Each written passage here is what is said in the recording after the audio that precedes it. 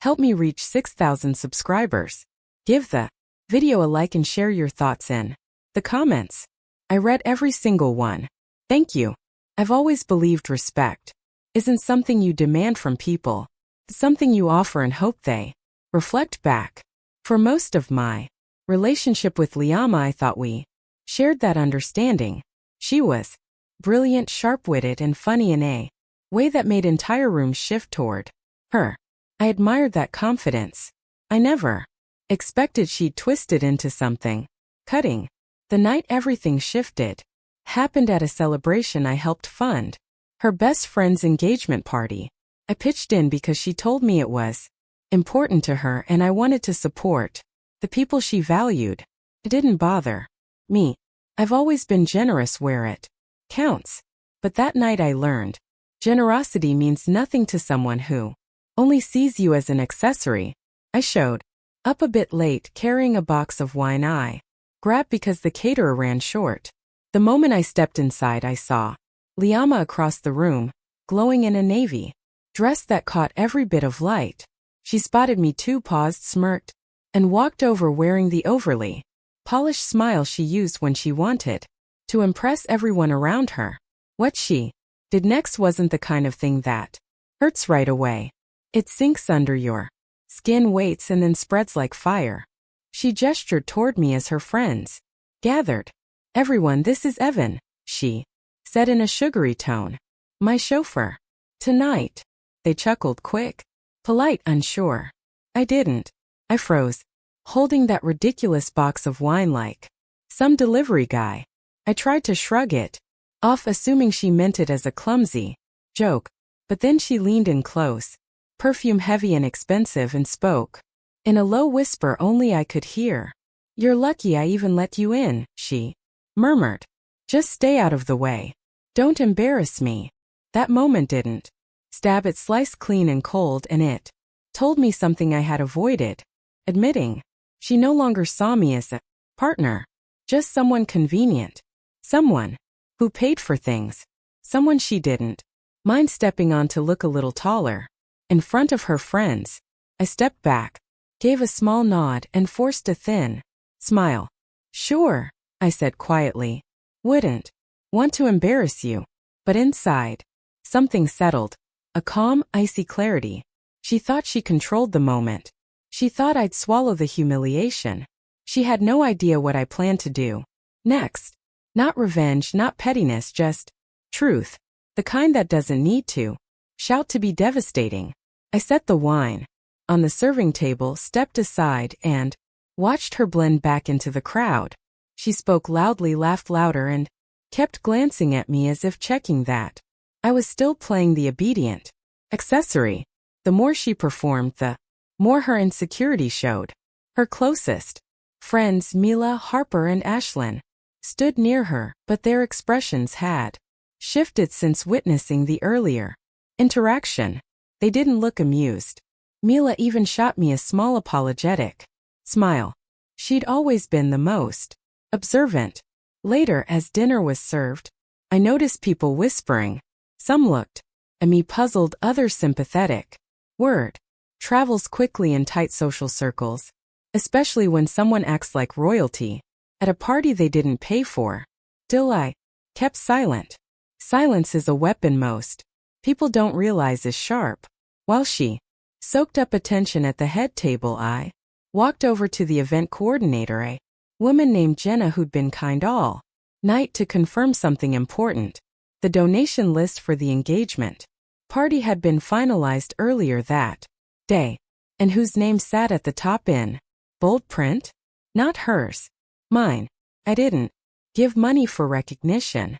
I donated because I cared, but she cared about recognition more than anything. Jenna quietly handed me the stack of printed programs that were supposed to be placed on each table but hadn't been yet, because someone, the groom's cousin, was too drunk to function. I held the programs, flipped through them, and knew exactly how the evening would end. Not with yelling, not with anger, with the truth shining on her like a spotlight she couldn't dodge.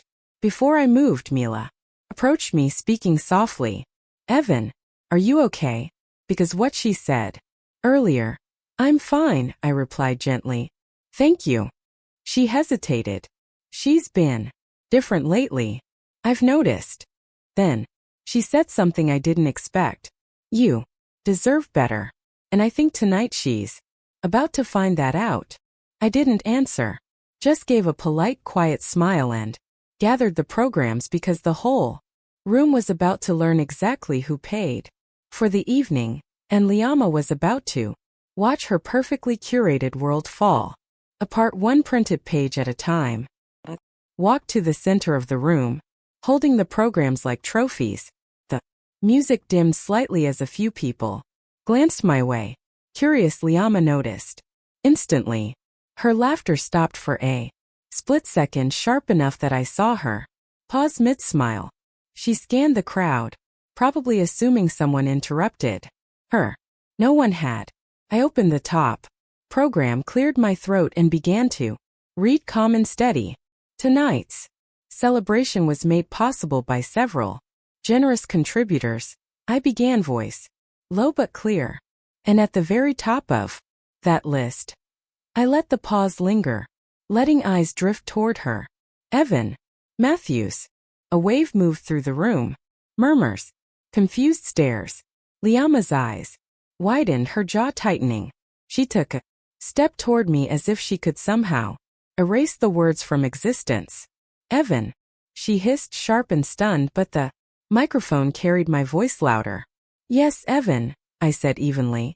"While some people prefer the spotlight, others quietly make things happen behind the scenes. Tonight's venue, catering, music, even the drinks, none of it would exist without the generosity displayed right here." Her friends blinked, mouths opening and closing. Harper went from polite disinterest to subtle shock. Ashlyn looked ready to faint. And Mila gave the smallest nod, approval I almost missed but didn't. Liama's hands trembled as she gripped the table, glancing around. No laughter. No claps. The room had become a silent jury. They saw everything.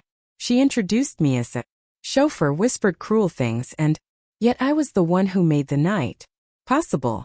She tried to speak, but her voice failed. Her perfect smile cracked. Now the whispers began, not about me, but about her. The words I'd been too afraid to say were now reflected back at her by everyone present.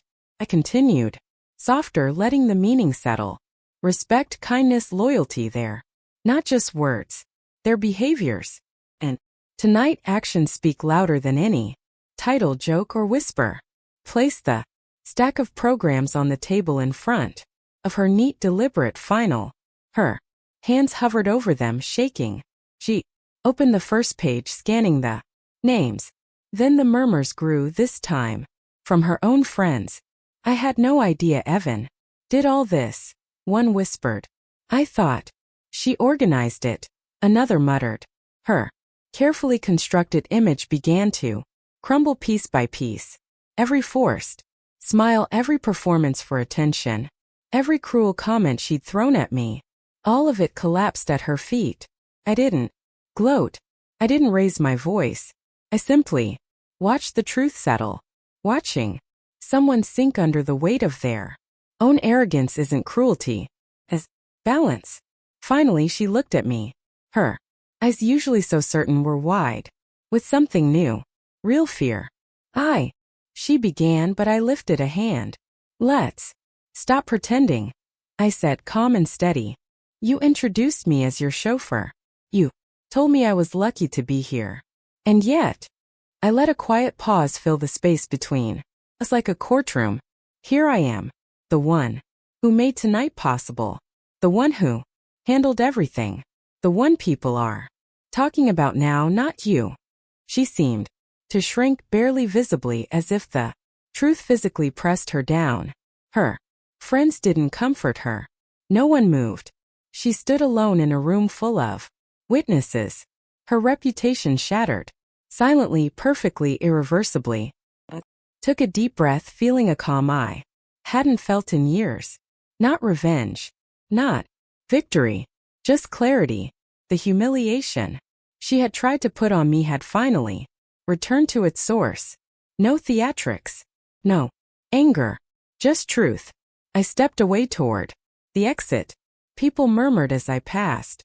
Some nodding, some giving me discreet, supportive smiles. I didn't look back. Didn't need to. I learned something important that night.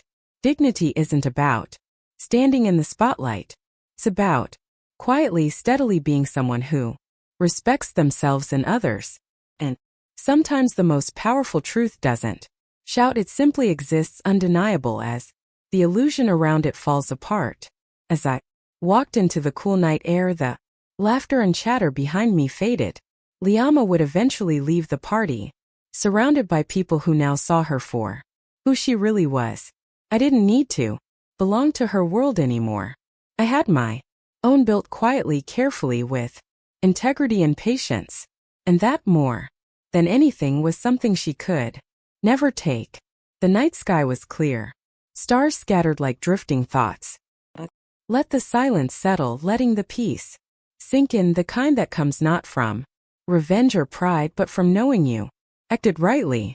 I had played my role in the story, and now everyone saw the truth. For the first time in a long time, I smiled, soft, steady, and completely my own.